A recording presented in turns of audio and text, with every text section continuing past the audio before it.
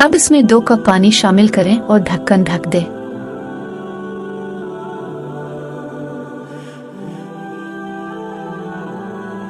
अब इसमें अदरक, हरा धनिया और हरी मिर्चें डालें और ढक्कन ढक दें।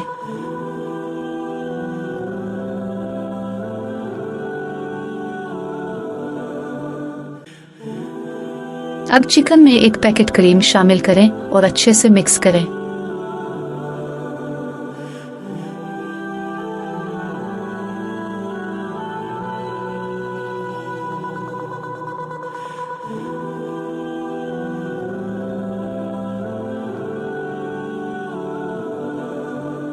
अब इसमें हरा धनिया और नींबू डालें और ढक्कन ढक दें।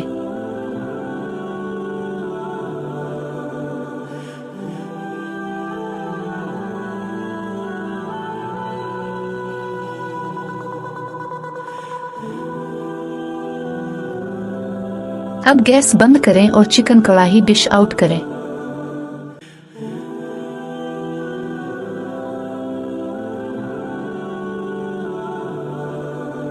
लीजिए, तैयार है चिकन व्हाइट कढ़ाई।